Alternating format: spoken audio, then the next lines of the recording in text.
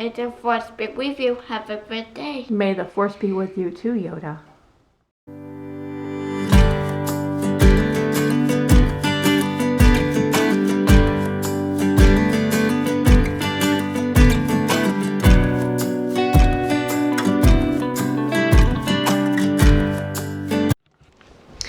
Hey guys, so a while ago on our Instagram page, if you don't follow us there, link is always down below the videos. Click on it, follow us over our Instagram.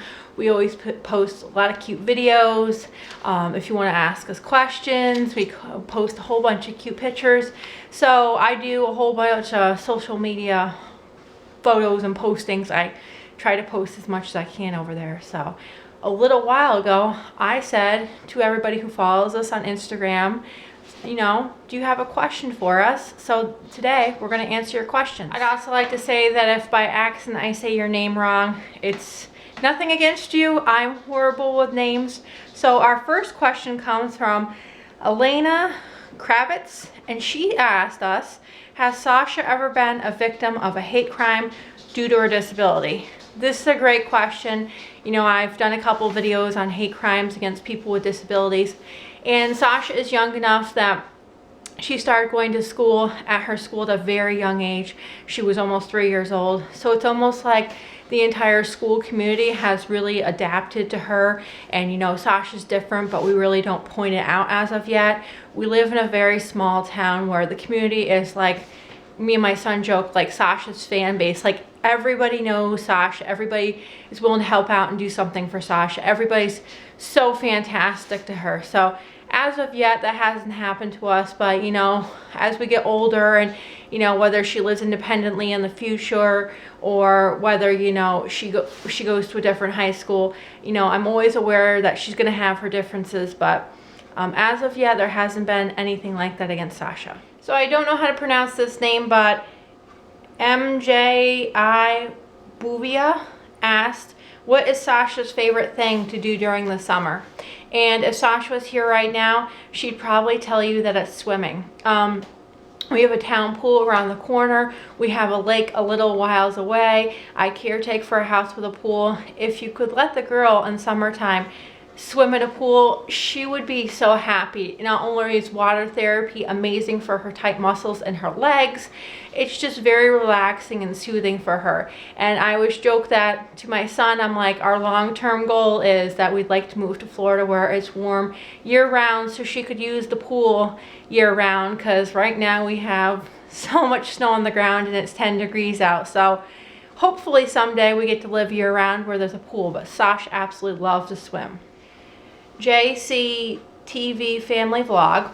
I'm going to leave their link down below. 2 boys with autism. Absolutely adorable, funny, hilarious videos. They do challenges and just follow them around, and they're an amazing family, so definitely check out the link below. And they asked, what is Sasha's favorite food? Sasha has a couple of those. She loves goldfish, the cheddar ones and the pretzel ones, and anything with garlic. Her guilty pleasure used to be McDonald's French fries, but in the last year, that's kind of switched over to anything with garlic on it. Garlic bread, pasta with garlic. She's like absolutely obsessed with garlic. Koala 7000 asked, how did we find out that Sasha has sensory processing disorder?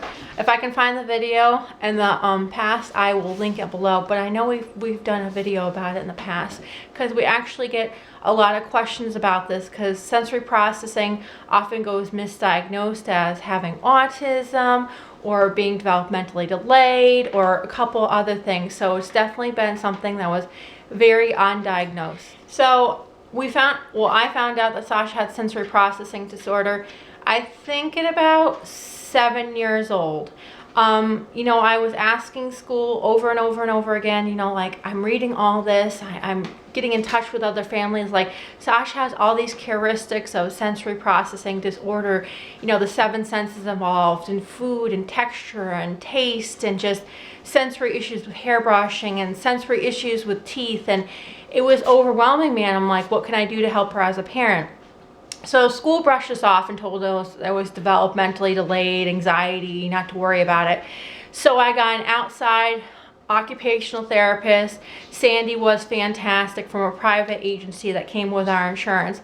They did OT with Sasha, and she actually, the first time she met her, goes, I want you to do this chart on sensory processing disorder so it can help us better evaluate her. And she goes, I don't even have to give you the answer sheet back on what I just did to look at your answers you gave me. She goes, she has it so badly. I can't believe school didn't diagnose. So she was a medical professional from that point. So if that paperwork went to school and school could no longer sweep it under the carpet that Sasha didn't have it, and it was all written into her individualized plan that Sasha had to work on this with the OT, and she had this sensory issue with this. So it's been a long battle, but definitely go outside of school, because school doesn't like to diagnose everything that they're supposed to be diagnosing. Emily Botnick, fellow YouTuber, also with cerebral palsy. Check her out. She does some great stuff, and she actually lives here in my home state of Connecticut. She asked, what's our favorite thing about YouTube? I love just the great comments about Sasha, you know, the cute cards we get in the mail, the way we can connect with other families out there going through the same things as Sasha is, and it's not like we're the only ones who are going through this. It's almost like a group kind of therapy thing online, that we're all going through this, and what's your challenge and what can I help you?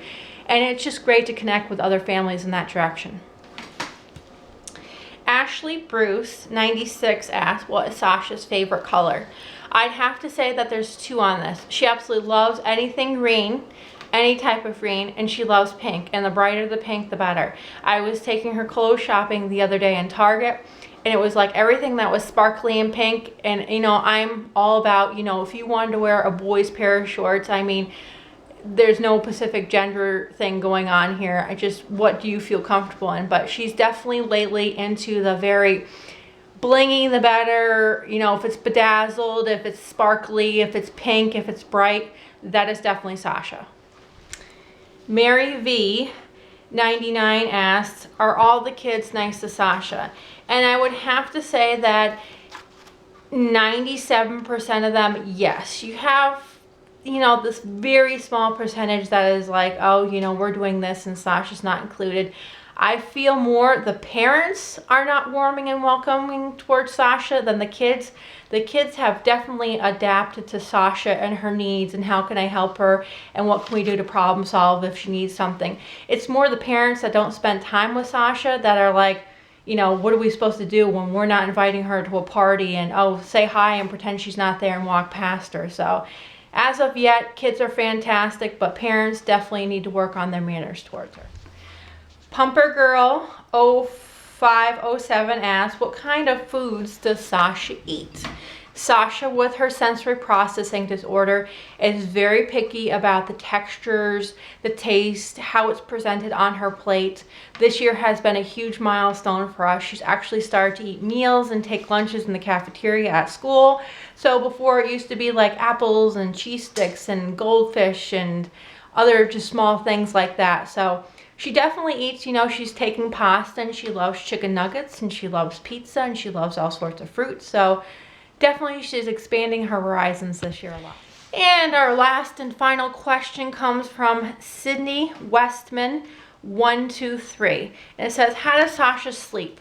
Sleep has always been a big issue for Sasha. We have great nights, and I have nights where I could rip my hair out trying to get her to go to sleep. We've tried a lot of different things. We've tried prescription medications before, and a lot of children with traumatic brain injury or special needs like Sasha that I've connected with, especially on YouTube, their kids seem to have not good sleep patterns as well.